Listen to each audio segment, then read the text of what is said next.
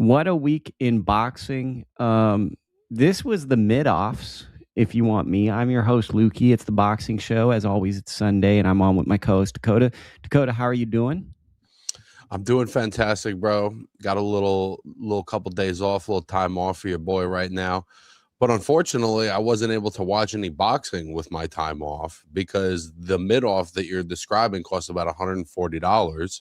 And so me and I'm guessing a lot of other fans are looking to you today, my friend, to let us know what the fuck happened behind that 140.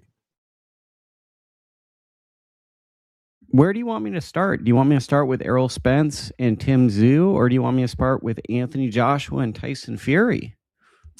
Because of this weekend, to me, it was a lot of like we described on Friday, it was the who has less left weekend. I actually want to start off with maybe a little deep cut, and that might not be great for the algorithm, but I would love to hear your take on Josh Kelly's win over Agyarko, which was probably the most interesting boxing match of the week, if I'm not mistaken.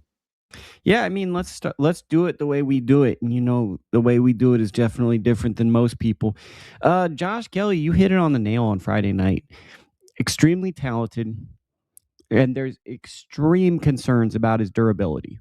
I mean, we're talking about someone where he's pitching a shutout, and then in the second half of the fight, he just doesn't look like he can absorb damage like a world championship fighter. So it's like a race against the clock to see if his stamina and health meter is going to run out before the end of the fight.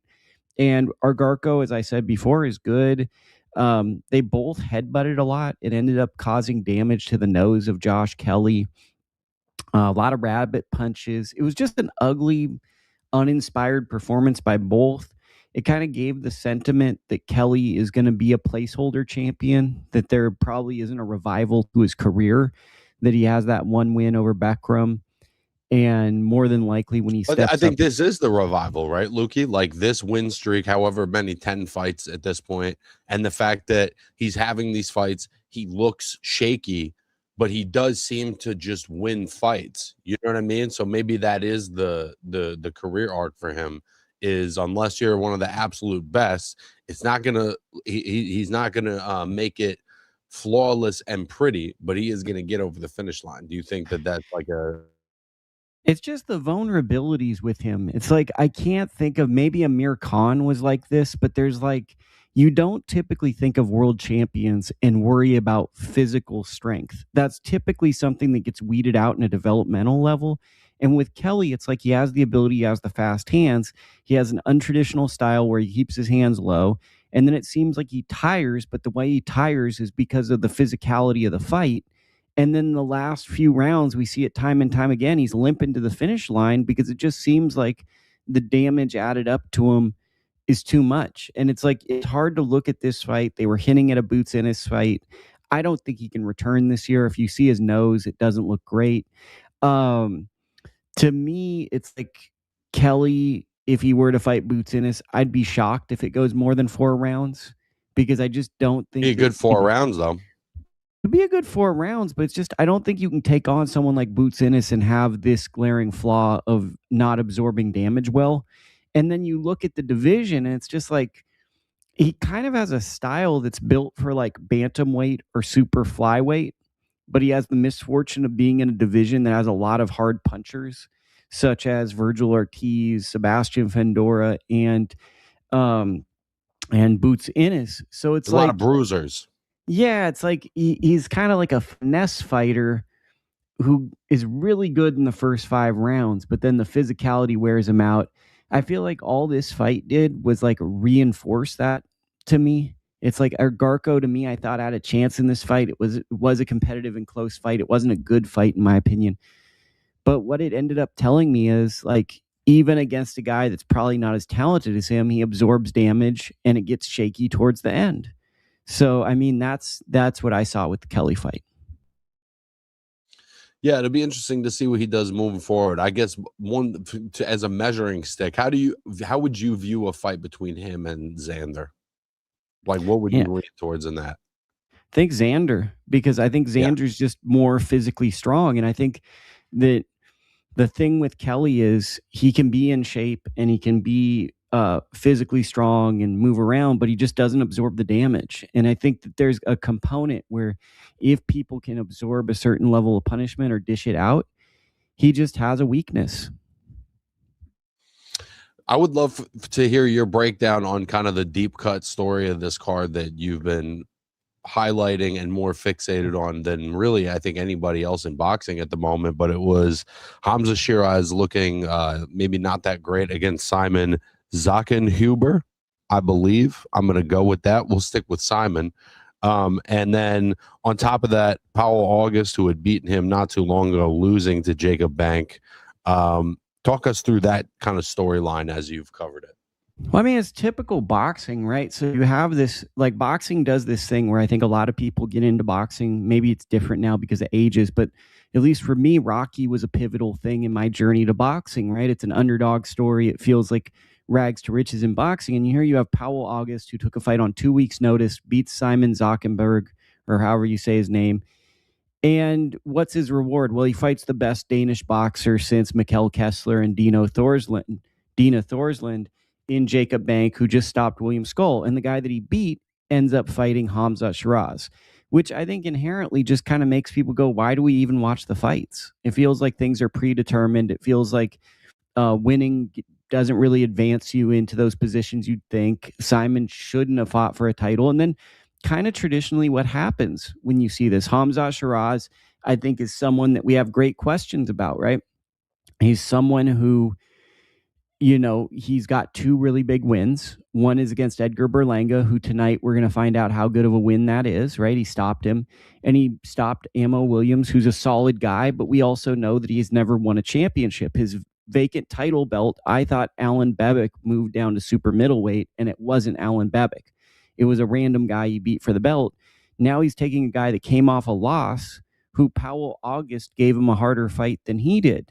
This was a very flat performance. I think Sheeraz is showing a tendency to fight up and down to his level of competition, but that also might be giving him too much credit. There might also be that we're overrating where he stands in the sport, given his high-profile spots he's fought on cards, and that we are assuming he is a championship level fighter because he's been basically gifted a belt at this point.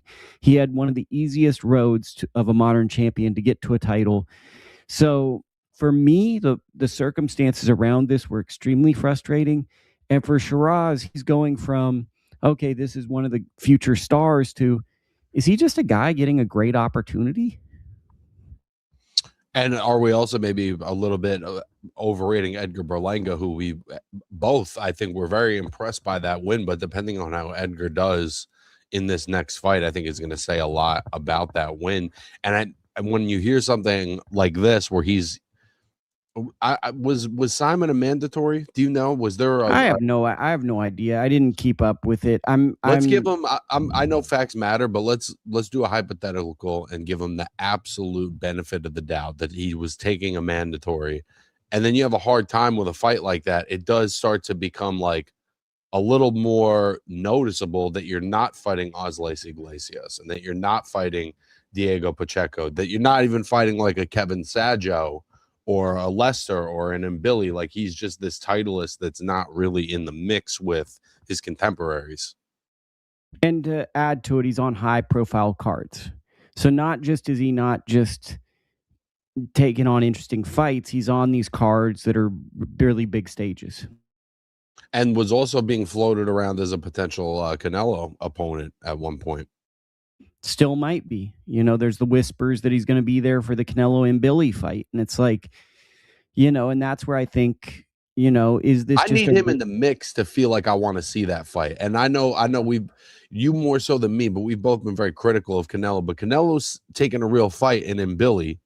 And if he wants to be the guy to get that fight, now listen, if that's just what the big man wants and that's where the check's going to go, that's the fight that's going to happen. But for me as a fan, it's like, I got to see you in the mix before I see that fight. Yeah, now let's go to the main event from this card, which was utterly atrocious. It was goofy. I mean, Joshua did his best to mess up the church's money. So when we talk about Joshua's fight, we need to contextualize that, Tyson Fury fought the day before. There was no stream of it. I believe it's going to be streamed on Netflix for his TV show or whatever. And it was frustrating, right? It just looked like an older, fat fighter who didn't really put a lot of time in, just messing around. And Walk is in his mid-40s. And, at some point the fight stopped. I haven't seen full footage. The clips I saw were very uninspiring. So Joshua not broadcast. Not broadcast. Joshua follows that up with fighting Kristian Prenga, who, big guy, talented guy to a certain extent. But this is not an acceptable fight for someone at Joshua's stature. This is literally a tune-up fight. This is literally the example of there's low confidence in Joshua coming off a Daniel Dubois loss, coming off the Usyk losses. He rebuilt himself beating Otto Wallin. Once again, Otto Wallin fights tonight, and that might say a little bit about where Wallin is. But, he fights Jake Paul, and it was like a whatever fight, kind of the expected outcome. Gets in here, within 20 seconds, he gets dropped. And he gets knocked down twice in the first round. Lands the Hail Mary punch. Prenga looked like he shocked himself, like he didn't. Oh, man, they're asking for me to put a hat on. Maybe I should do that for my guy, Mankey Crazy. He said, where's Lukey's hat? Need matching hosts. Then Prenga lands. So then it looked like Prenga shocked himself, like he dropped Joshua and the fight was going too good. Joshua lands a punch. I mean, he rocks him. It was kind of a quick wave off, but I wasn't mad at it because Prenga was on both knees, probably wouldn't have beaten the count. He's a big guy. But I mean, this is just like, you have two guys that are done in Fury and Joshua, right? And we're trying to lie to ourselves and say, man, this is the fight boxing needs, man. These are the big names. And it's like, these are probably like the 12 to 15 best guys in the division at best. It's an inconsequential fight outside of fame. And we're like, the sport's moved on. And that was the theme of this weekend, was the sport has moved on from all of these old names, from all these people that we used to hear about. The sport's gone. Joshua is no longer that guy who can be undisputed. He's no longer the guy that could be the face of the heavyweight division. He had a gazillion chances and he blew them. And he almost blew it in a tune-up fight. And if he were to fight Fury, I think any version of Fury beats him. And I think any version of Fury beats him in anything. But I saw this with Joshua and I saw this with Spence later in the night. It was almost like a superhero got beat up a little bit. And the fans are like, do I leave the sport? Like certain fans that have become fans of fighters, they're watching like their hero get beat up. And like in Joshua's case, he was able to kind of change it, but he also fought someone that wasn't as good as Tim Tszyu. And in Spence, I got the sentiment that might be the last fight for certain people. Guys that came in at the end of college when Floyd was doing pay-per-views. Leaving the sport might have been watching Errol Spence lose a second time. That might be the exit. So to me, I think this really kind of signals the end of an era of boxing for a certain fan. Let's start with the Joshua and then go from there. Well, I think, the only comparison I've been able to make for Fury and Joshua is Kell Brook and Amir Khan, two stars that were both world champions that had theoretically been pitted against each other for years, that did it right at the tail end of their career and were able to settle that score. And I think that was perfectly fine and appropriate, even if they missed the boat on getting the fight when it was at its best. I had no issue with that happening and giving the British fans that reward. The problem is that I don't know if that fight was a pay-per-view, but certainly their tune-up fights for the fight were not pay-per-views. And so the market has really shifted too, where it's like now a fight like Amir Khan and Kell Brook would have been treated the way that Fury and Joshua is being treated now. Like it is still a big marketable $80, $100, $120 pay-per-view fight. And so is the tune-up.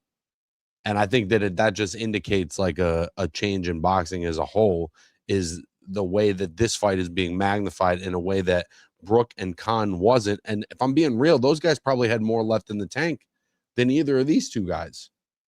Well, I think you hit it on the head. This is being presented as like one of the best fights in boxing, and it quite simply isn't. And it's like, this is being presented as like, dude, when this fight happens, it's like a Super Bowl of boxing. And we saw Joshua get dropped by a club fighter 20 seconds into his fight, and Fury look like, he's just kind of whatever, doing whatever he's doing. We also watched him fucking basically let Jake Paul putz around the ring for 4 rounds before he landed a punch. You know what I mean? There was nothing about that fight that was a good look for Joshua. No, except for the paycheck. I mean, and then, also with Joshua, 2 of his friends passed away right after the Paul fight. I think that goes understated, not unlike with Spence. I think that people try to act like he's a video game character and that going through a car crash has no residual impact or issues with him. I just was disheartened by it because you said something I feel is, I'm tired of these guys. I'm tired of Fury. I'm tired of Joshua. In many ways, I'm tired of Usyk, who I love. I'm tired of Wilder. I don't want them in boxing anymore. Let the new guys do it. But it's like a lot of these guys, or fight the new guys and take your licking and let that generational torch pass happen, because at this point they're just fucking clogging up the airwaves. And it's like, I wonder what the pitch is in the boardroom or whatever when they're talking about this fight as a pay-per-view. Like, is the pitch that Joshua on his own is such a big star that regardless of who he fights, if it's Jake Paul, if it's Kristian Prenga, if it's fucking Larry David, that it's a pay-per-view? Is that the pitch in the boardroom, you think? I don't know what the pitch is, but it's like, it's definitely not a sport-centric fan perspective. It's just like, this guy is famous. This will be the biggest fight we can make. It will make money. And honestly, whenever we have like pure business decisions about names and fame, typically that's bad for the sport, because what's good for the sport? What's good for the sport, in my opinion, is when you have people fight and the best fighters rise to the top. And now, rather than trying to create matchups, we get matchups. And I feel like the problem with this fight is it's a contrived matchup of 2 famous people fighting at the end of their careers being proposed as a consequential heavyweight bout, when guys like Agat Kabayel, Moses Atuma, Frank Sanchez is on a good run. These guys are at the top of their game, and they beat these guys right now. And it just takes longer for the sport to reinvent itself, And to a lesser extent, we're seeing it with the old PBC guys. Is Danny Garcia retired? Who knows? Keith Thurman, is he retired? Is Spence retired? Well, he said he was retired. Charlo's retired. Right? And it's like, the longer these guys don't step away or fight young guys, the sport is just going to have like a different, and Paulie Malignaggi talked about this in an interview this week, which I thought was a great statement. There's like 2 different classes. There's like the champions, like the Agat Kabayels, and then there's the rich, famous fighters that only want to fight the rich guys. And we see that with Ryan Garcia and Conor Benn. We see that with Tyson Fury and Joshua. They're not going to give Kabayel the shot. They're not going to give those type of guys. It's like, there's merit.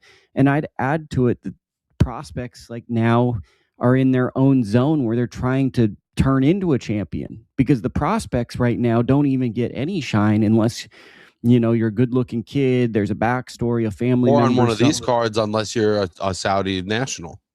Unless you're backed, right? Unless you're backed and pushed. It's a weird time, right? And it just feels like, I can't think. I'm sure it happened. There's no disrespect to him, by the way, but Muhammad Al-Akel gets on fucking every fucking undercard on every pay-per-view that's in Saudi or is run by the Saudi. There's not an ecosystem for young fighters to develop within that model. Well, and you look at it, right? And you look at the PBC, right? And I always go back to the 2020 Olympics. PBC was doing good. They had the Fox deal, etc., and they didn't sign one guy from that Olympic class. Well, what is it? We're approaching 2027. It's expensive to just make big fights. Now's the time where those guys you're supposed to, like, if you look at Top Rank, you got Tiger Johnson there, you got Keyshawn, all those guys from that Olympic class, Andy Cruz with Matchroom. This is when those Olympians turn into champions or really good contenders, and the PBC didn't pick up anybody. And that always, I feel like, was a turning point in their decision. Looting the store, bro. Yeah, I mean, it's the sport is changing. I think the fans are about to change too. I think there's going to be a changing of the guard of some fans are just out because what they considered boxing is now not going to be boxing, for better or worse. What's funny, it's like I was thinking about for myself today, it's like the percentage of fights where it's a not just a pay-per-view fight, it's an expensive pay-per-view fight for a fight that I might be interested in if it was free. Like there's just a higher percentage of the time where it's like, yeah, I didn't fucking see Josh Kelly.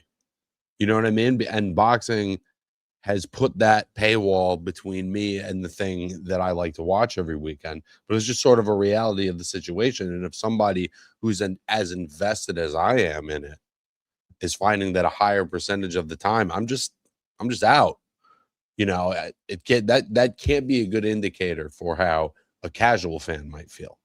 Well, I think that like I was reading boxing Reddit last night, which is just a great sentence to say, but someone was talking about in there like I bought the Joshua fight, but why do I have to get a DAZN subscription? I'm just a casual fan. I don't want a subscription. I think that that speaks to how many casual boxing fans exist. Like most boxing fans understand what DAZN is and may or may not have a and what subscription. percentage of the existing casual fan is immediately off put by how much work they have to do to get it. You know what I mean? Yeah, just it doesn't feel like people are stumbling into the sport anymore. It doesn't seem like someone's coming in. It feels like it almost feels like you've been brought in, you understand kind of how to navigate it, and you're going through the motions. And I guess like a fight like Joshua Fury, to go back to your initial question about what is it, it might be based on numbers, one of the only fights that could possibly bring in new fans just based on the fame the two have. But I think that my pushback would be they're both so done. It's just not fascinating. It's a bad representation of the sport. Yeah, but it's more fascinating than Pacquiao Mayweather too, and we're likely getting that, or we're not. I don't. No, we're not getting that way. one. We're not getting that. But it was announced, and that was going to happen. So that's the kind of the market we're in. Is it's like if you're 50 and under, you're kind of eligible for that class of fight. You know. I call it a meritus status. It's just like the rich guys fighting the rich guys, and they're not going to give the up and comers a chance. Let's jump over to this Spence fight now. Pretty depressing fight. I thought that Spence still had it. Maybe it was the foolishness in it. It's a weird fight in the sense that my big takeaway was just how done Spence was and his inability to absorb punches. Who's got less? Yeah, who got less? And it's that was the takeaway more than Tim winning. And it's like one of these weird fights where I feel like I could see fans leaving the sport on social media as the fight was happening because Spence was such a popular fighter. And I could see people being like, oh, this is depressing me. This is tough. I think there's a lot of ways to look at it. You know, I think that Spence, and I'm a Spence guy, I think he was a very one-dimensional fighter. He was kind of like a pressure fighter who had a good jab, and he never really made adjustments. He was kind of a one-gear force and volume guy, right? So I think there is a level of like naivete where people are kind of remembering him a little bit sharper than he was. Good matchmaking, etc., for his career. Also, quite clearly, like the move to middleweight was not the move. And also 3 years out of the ring, he just didn't look like the same guy, right? And then with Tim, it's like Tim has a guy in front of him who's smaller, who doesn't look the same. And Tim is winning a lot of rounds 60-40. You know, he rocked him, but it's not like, you know, it didn't inspire confidence, right? And it kind of like the move after is kind of like looking at Erislandy Lara, 40-year-old champion, is like the next move. I think that speaks to the confidence Tim Tszyu's team has after this type of performance is like, who's the most vulnerable guy in the division? That's who we're targeting. It doesn't scream of that Tim Tszyu we had a few years ago who wanted only the best fights, the Virgil Ortiz. To me, it was the end of probably like a certain era of boxing. I'd say like the first era of PBC after Floyd. Spence was one of the big kind of faces of that. And he retired after the ring, or after the final bell. He retired in the ring. But it was kind of like a tragic way to see a fighter who kind of controlled a lot of the headlines in the 2020s, and now Tim Tszyu, typically when you win a fight like this, it gives you momentum, but I'd say it was kind of a sad and depressing performance because Spence had so little left that it's an indifferent. I'd compare it to Hector Camacho beating Sugar Ray Leonard. It really didn't do much for me. It just kind of was like sad, and it's not entirely right? Because it's not Tim's fault, but at the same time, emotions are real. So what do you think, knowing what I told you? Who got less, baby? That's the whole theme of the weekend, right? One guy had a little less, and so he didn't win the fight. And I think that what you're talking about, the end of the era of the PBC era, like that's been coming for a while, but I think you're right. There is something about this moment where it's like, nope, these guys are not going to make magic happen again. Keith Thurman is not going to beat Fundora. Errol Spence is not going to beat even a past his prime Tim Tszyu. Like Danny Garcia is not getting a world title shot, even though we got a flashy knock. Like none of these guys, they're not making magic happen anymore. It's just not happening. Fulton's not making weight. He's going to. Yeah, so he's definitely not making no magic. Charlo's not getting into the country. It's just not going to happen, bro. That era is over, and I think that maybe it's natural and inevitable, but it's also probably a good thing. Whether it's good or bad comes to your perception. I think it's more so about investing in talent, right? And it's like you can only have fighters at a certain event level and not build young fighters that can challenge or create good things. And I think the model there was concerts and big events. And it was kind of like we put on the biggest events, and at a certain time, the world changes. And if you don't have an investment in the future, those big events aren't as big anymore. They're nostalgia tours. This is like, Rolling Stones playing their greatest hits in 2026. It's still kind of fun, but it's not as relevant. There's new songs that make things. These guys will be back in self-funded one-offs like Danny Garcia and Demetrius Andrade. By the way, brief tangent, Demetrius Andrade got a first-round knockout this weekend. Pretty brutal knockout, by the way. That's just something that people should know. He's coming off of like a 1.5 year layoff, 2-year layoff, maybe 3-year layoff. Someone in the chat says, I love Linkin Park. That's a deep cut. You know what movie I love is Miami Vice. And I love that Jay-Z, of all the rock collabs, he collabed with Linkin Park. Talk about a board meeting that I wanted to go to. Yeah. Was Jay-Z being like, yeah, I'm going to cross over to rock. I want to do something with Linkin Park. Like, that album got a little playtime in my car back in the day, for sure. Whenever you talk about Jay-Z being the businessman, I always look at moments like that one. Like, he didn't do like I don't know. That was it wasn't a bad album. I'm just saying Linkin Park probably wasn't the coolest band at the time. Yeah. I don't know, man. This was kind of just a sad one. And then like you look at this undercard, you got Paulo Acuso gets a exciting knockout at the end of the fight. You got basically just some guys. Callum Peters is someone that I really like. He gets a win. But I mean, this, to me, if we're being honest, this card's not better than the Tim Tszyu card he had earlier this year on PBC, Amazon Prime. And it was just a bunch of random Australian fighters who may or may not go on to be consequential, but this was a domestic level card with a main event between two fighters who just don't look the same. And then, the end of the fight kind of tells you that when Arislandi Lara, a 43-year-old belt holder who fights infrequently, is kind of like the next targeted fight. Like you don't hear, it doesn't. He ain't calling out fucking Jesus Ramos. Yeah, that's what I'm saying. It just doesn't speak like a hungry lion when you got like Jesus Ramos there and some young guys. Yuneli Hernandez is looking for a fight. Troy Isley, he's not calling out none of them.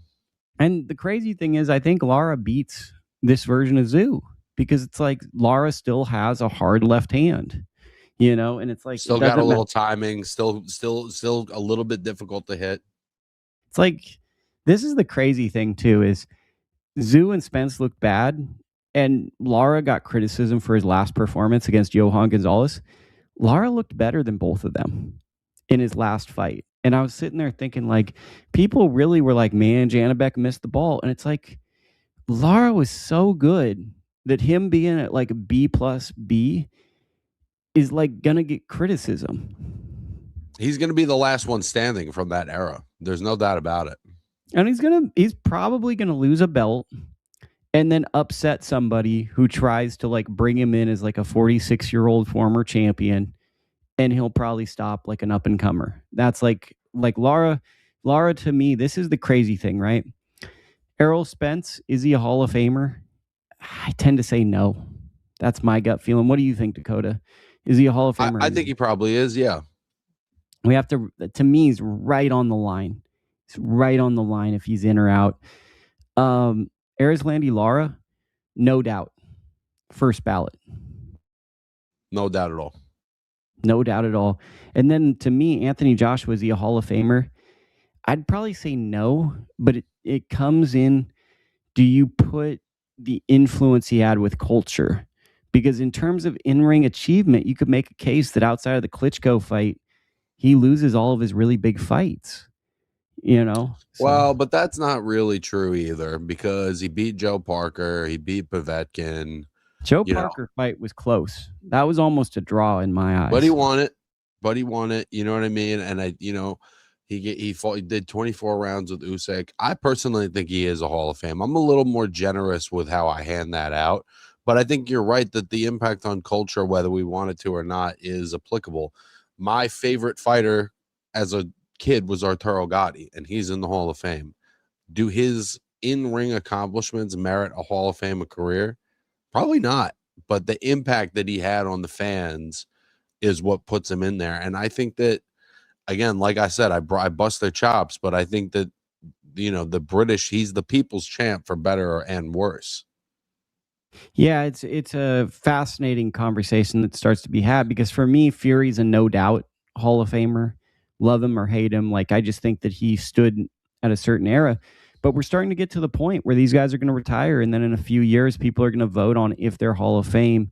For me, it's like Spence. When part of the problem with Spence is he did kind of beat guys up, and they never went on to do things after, and that kind of hurts you.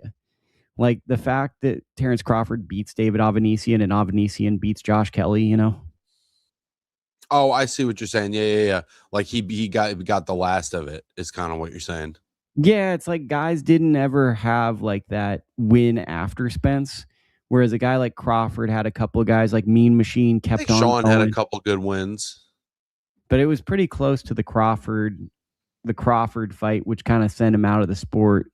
It's like he never had that guy that he beat, and then that guy went on to keep going, and you're like, oh man, I feel like that's part of the Hall of, and maybe I'm wrong there, but that's part of being a Hall of Fame fighter. Is like you beat a guy. And I guess you could say the same about Fury, but Fury fought Klitschko and was the first one to beat him in over a decade, which I think is remarkable. And then he fought Wilder when Wilder was one of the hardest punchers ever in boxing, and it didn't feel like people were really wanting to fight him. Like it felt like there was a mystique around Wilder, and then Fury kind of exposed and then ended up stopping him in highlight reel fashion. Are we going to say it? Are we going to say it? What are we going to say? Possibly the most overrated heavyweight trilogy. Which, Fury and Wilder, you're saying? Yeah. I mean, people always talk about how good of a fights they are. Honestly, I couldn't agree more. I mean, I think the knockout in the third one is a very iconic knockout. It would have been like for the old school. It's still a great trilogy, bro. But like when people would talk about that third fight being a great fight, when you go back and watch it, there's just too much holding for me to say that that's an all-time great heavyweight fight. It's just not. To me, the second one was even worse. I think the first fight was just an ass whooping too. The first fight was the best one because it had all the intrigue. Fury was well ahead on the cards. Then he gets dropped in the last round. It was like a phenomenal, dramatic fight. But the other two, okay, let's skip ahead to this week. We only have one card, which is a welcome refresh from this weekend, but it's a very good fight. It is Lamont Roach Jr. versus William Zepeda. What are your thoughts? I love the matchup. I think It's a fantastic matchup. Lamont has been on a really great run in the last couple of years, and I know that the draw with Cruz is sort of like a lateral move. He hasn't entirely been able to capitalize on the momentum of the Tank fight. A lot of that is because of Tank, right? The rematch was going to happen, and then it just doesn't happen. But he's got a lot of momentum. But I got to be honest, man, I don't think that William Zepeda entirely gets enough credit for the performance against Shakur Stevenson and how uncomfortable he was able to consistently make Shakur over the course of 12 rounds and kind of give him, the Marcos Maidana Floyd, the Jose Luis Castillo Floyd fight of his career. And I think Lamont's an incredible fighter, but I think it's really a 50-50 fight. I think you have to be very special to break Zepeda's rhythm and to match his intensity and his tempo. And I think that there's enough craft to what he does that he's a tough night out for anybody.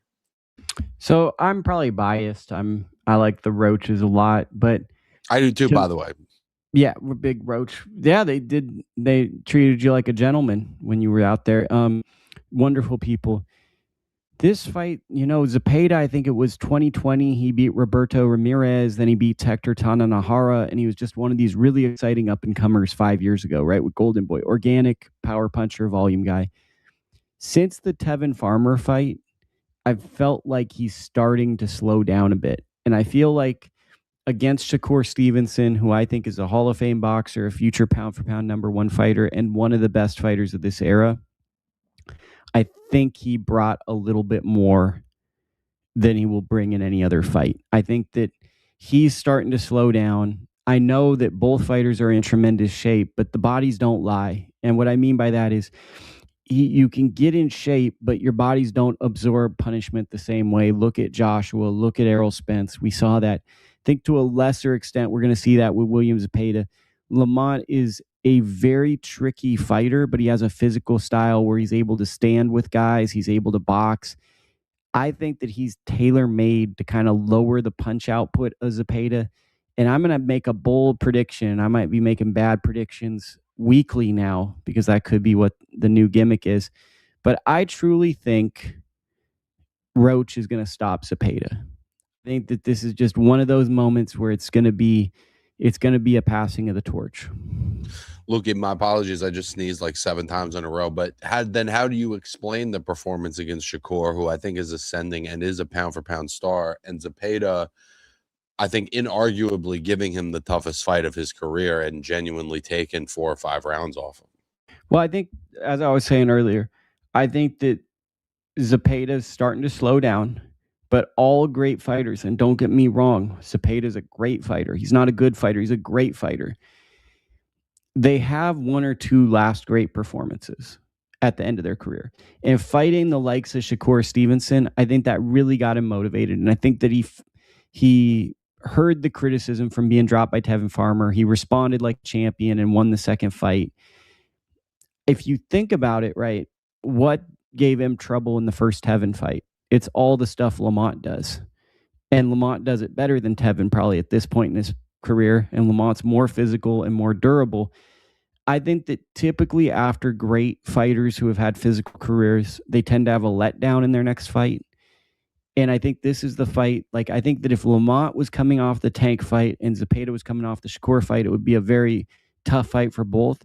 I think the fact that Lamont had a bit of a letdown at points in the Pitbull Cruz fight, that he's going to do really well in this fight because he's coming in with a chip on his shoulder. I think that he's really, really angry coming into this fight with it. But I think that the Pitbull fight was the dangerous fight about having a letdown in.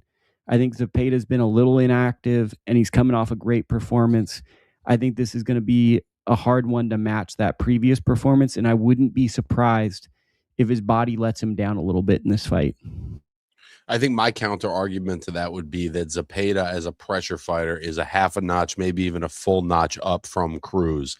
And so if it's the Lamont that fought against Cruz and it's the Zepeda that fought against Shakur, I would have to pick Zepeda. But I think that obviously it's not that simple, of course. Well, I think that a lot of this is about, and this is going to kind of speak to my philosophy maybe in boxing as a whole. It's not as much about the X's and O's because they're both really talented. This is going to be about who shows up more well rested, who shows up more psychologically there. And this is the hardest one to convey to the fans or even us. When you get in the ring, sometimes it's working and sometimes it isn't. You could have a great camp and sometimes things just aren't working. I think it's one of those fights where like one guy's just going to be a little sharper and control it, and one guy's just not going to have it. It's going to be about who shows up on fight night. I think they both trained extremely hard, but I think there's going to be a difference in this fight, and I think one person's going to be sharper. It's the kind of matchup that I'm excited for, right? These are the kinds of fights and the kind of matchups. I'm hoping it's not a pay-per-view, but I can't guarantee No, that it isn't a pay-per-view. This is part of the DAZN and TNT Sports series, the monthly one. So it's actually going to be on cable television too. So if you just have cable television, it'll be on TNT and I believe True TV. And if you're a DAZN subscriber, you get it with your DAZN subscription. These fights to me truly feel like the fights that you and me love, where it's a good card too. You know, I don't love Muratalla and Conceicao, but like Curiel and Q is going to be a good one. Conwell versus Paul Kroll, that's a pretty good fight. So it's like it's interesting matchups. You know what I mean? Let's get to this undercard. I actually like Robson Conceicao versus Muratalla. And I'll say it because I was sitting back looking at Conceicao's career. Tremendous. Like, I wouldn't say he's a Hall of Famer, but I'd say most people would like scoff at his achievements. And he's a gold medal Olympian. Followed that up with fighting, who was his first belt? Oscar Valdez. And there was the testing circumstance around his first fight. And that fight goes through. I thought he beat Valdez. He loses. A tough first loss in a career to kind of have that fight. Fights Shakur Stevenson. Shakur misses weight against him. That's a tough break. Then he fights Navarrete. Fights him to a draw. Arguably could have won it. He wins performance too. It was a balls to the wall performance, and it felt like he won every round that he didn't get dropped in. It felt like he was really fighting the line. Then he fights Shock. Probably you and me think he loses the fight. He wins it. So the one time he wins, I mean, it's one of the worst decisions I've ever seen. And it's like, I really feel for Robson because it's like he probably should have beaten Oscar Valdez, and then he gets a bad decision to win his belt, so he deserved a title. And then Robson never got the Valdez rematch from that controversial decision, but then immediately goes into a fight rightfully with Shock, loses his belt.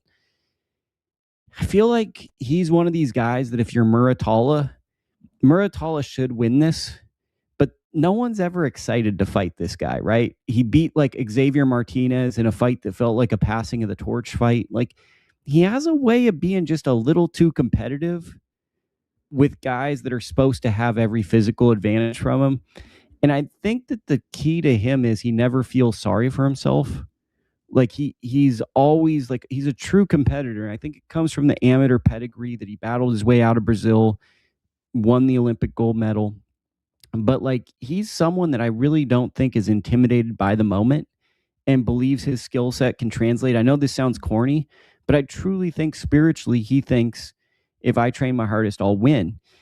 And Muratalla is coming off that big win over Andy Cruz, generational performance. There's always questions around Muratalla and weight. I don't buy into it as much, but I just feel like if any mental things are off, and I always go to mental, Conceicao is one of those guys that can make it tricky. And conversely, if Muratalla stops Conceicao, are we looking at fighter of the year possibly? It's tough, right? Because, you know, not a lot of guys are active right now. He would definitely have an argument for it for me. I think my issue with it is just that Conceicao hasn't been a lightweight throughout his career. And so as Muratalla being the #1 lightweight in the world, I want to see him fight guys that have been career lightweights, but Conceicao has always been a big 130-pounder. It's not surprising that he's moving up, especially, you know, in the later back half of his 30s.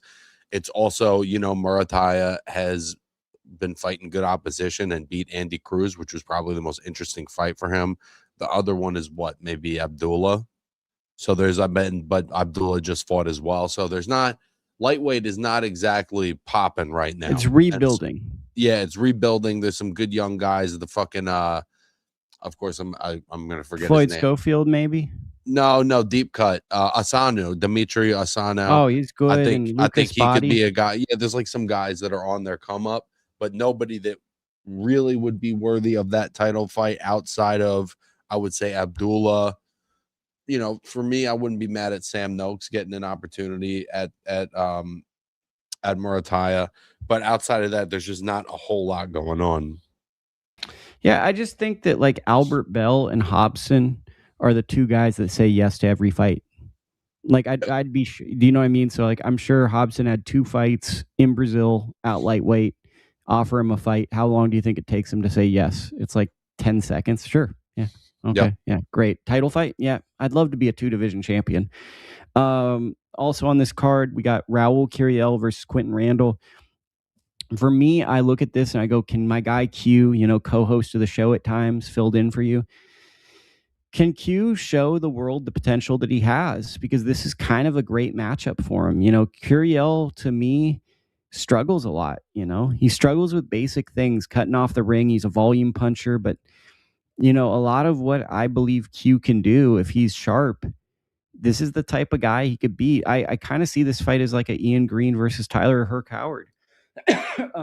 Well, I think what's interesting about it is we've never doubted the skills, but it's like, can he bring the intensity on fight night to beat a certain kind of guy? But Curiel is not the most intense guy.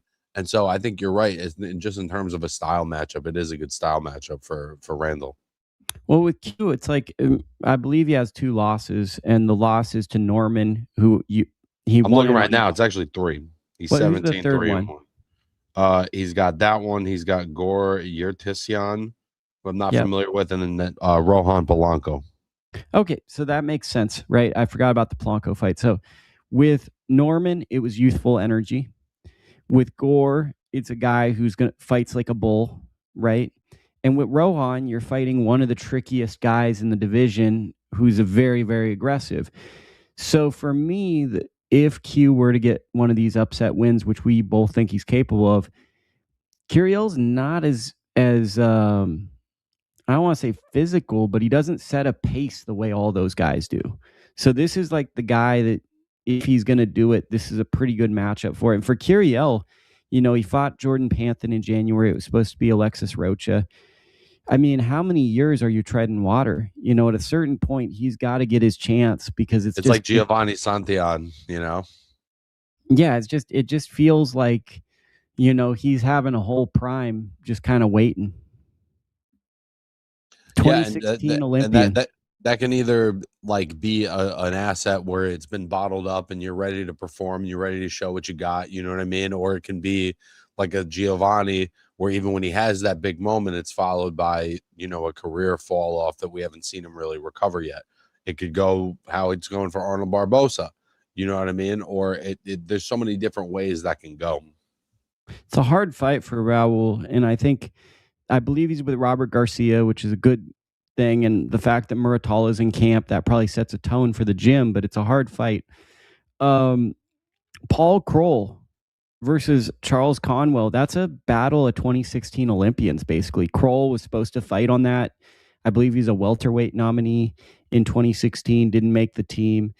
And, Conwell obviously fought at the Olympics. Conwell is one of my favorite fighters, one of my favorite personalities, friend of the program. I mean, Paul Kroll is one of these guys where, like, we've always seen the talent. He just hasn't applied it. I believe he had a fight with Marquise Taylor that most people thought he lost, and it was a draw. Conwell, the big X factor is he had the fight with Perez. I believe it was Perez, wasn't it? Jorge Garcia Perez. And he looked awful. He didn't look like himself. And the question I have is... And got to give it to Perez. He fought the fight of his life. He really brought it. Fought the fight of his life on the night that he needed to. Changed his life, at least for the short term. The question I have, I don't believe that that's Conwell moving forward. I think Conwell is one of those guys that could be in fights with Boots Ennis, etc. But if you have 2 bad performances, you are who you are. So this is a huge fight to me about Conwell. Kroll has just kind of been a guy that we've seen the talent, but he just hasn't put it together. And it's at a point now where I feel like it would be shocking if he did put it together. because it's just been too many years of just kind of the same over and over. But then again, he fought Mark Dawson Jr. a few years back, and I think stopped him in one round or dropped him in the first round. It was a big Philly fight, etc. So, I mean, I'm looking at this because obviously there's a familiarity. They trained with each other like 11 years ago. And personally, I want to see Conwell win a belt because I just think that he, at a certain period of time, he was the best guy in the division. So I'm very excited about this fight. What's your synopsis of it? Hell of a matchup. I haven't seen Kroll since probably like the Showbox days, but I remember being impressed with him and then his name kind of disappearing. And I think like, I think that he could still be an interesting, again, I'd have to remember like, oh, did I see him 8 years ago? I don't know what he's been doing for 8 years. Like, I don't remember exactly how long it's been, but if that guy shows up, I think that he's very much a capable guy. And I think that like Charles Conwell could potentially be one of those guys who his prime got passed by, but I don't think it's too late to rewrite that narrative. And this would be a good place for him to start. Then there's a weird one on the card that I honestly makes me a little uncomfortable, if I'm being honest.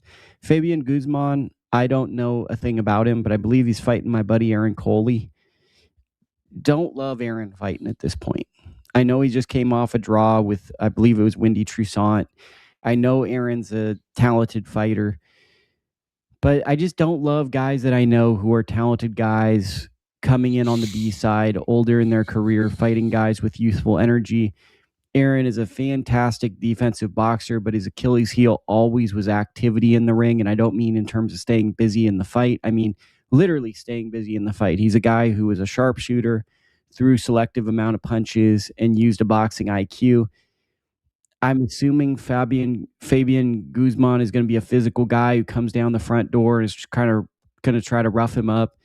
Aaron more than likely can probably beat him or not. I just personally, there's a thing with me about guys I know when they hit their mid-30s, kind of after a layoff of some point in their career, coming back to the sport. I just don't love seeing them in with young guys. That's just a me bias. What are your thoughts?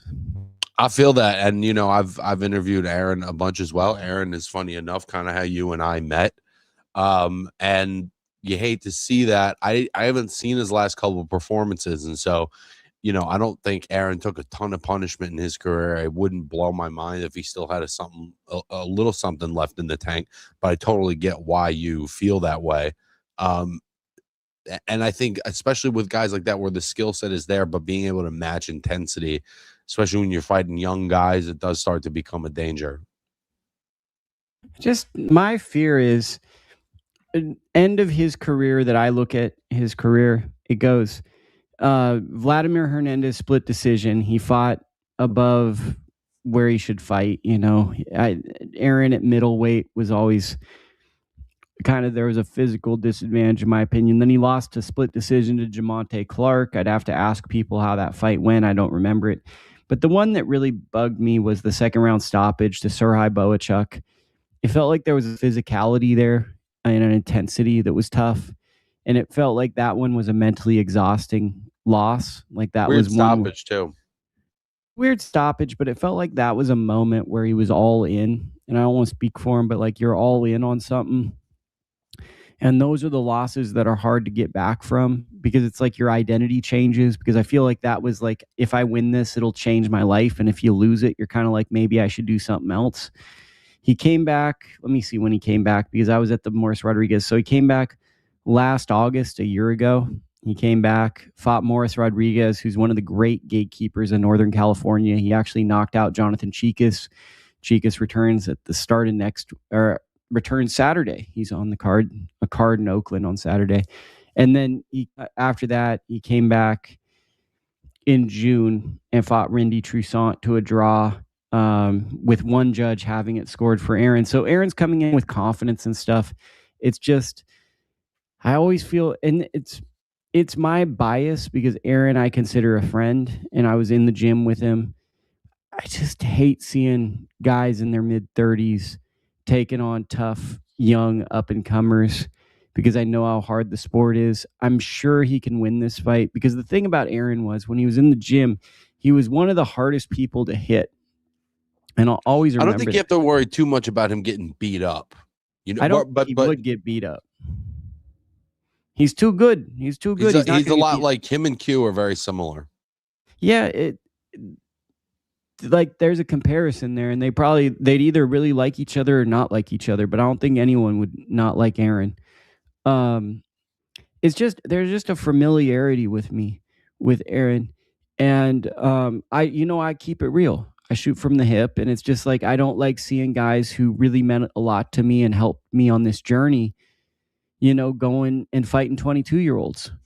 Yep. It's a difficult, because you look at it and it's like part of the food chain, and you no matter how talented you are, age is real. And at a certain point you get guys that are just you from the past. So inactivity is real too, and inactivity at a certain age is the realest. So there's a level of discomfort I have, but I'm going to put that discomfort to the back burner. But I wanted to give my guy Aaron some shout out, and shout out Fabian Guzman too, because I'm sure he's let me look up his age. I think I've seen him fight before, but Fabian deserves a lot of credit too, because he's a 22-year-old kid fighting a guy who can really box, who's been doing it a long time. And I'm sure there's a lot of 22-year-old fighters who wouldn't fight an Aaron Coley. So, and he could fuck around and have his Brian Norman versus Quinton Randall fight and it not really help him. Or he could lose, because the thing with Aaron is if Aaron gets going and Aaron's in rhythm, nobody has it's like Q. If Q gets going, nobody has an easy night with Q, and nobody has an easy night with Aaron. So we say all that to say July was a pretty bad month of boxing, except for the Abdullah Mason card. We're starting off with one card, but this is a fight fans card. So pretty exciting. Dakota, what do you want to say to end the show? Yeah, I think this weekend is very indicative of where boxing is as a whole, but I'm glad that we still get cards like Roach and Zepeda, and I'll definitely be tuned into that one when it feels like I feel like I've been shut out of so many other fights that the sport is offering. Okay, we will be back next week.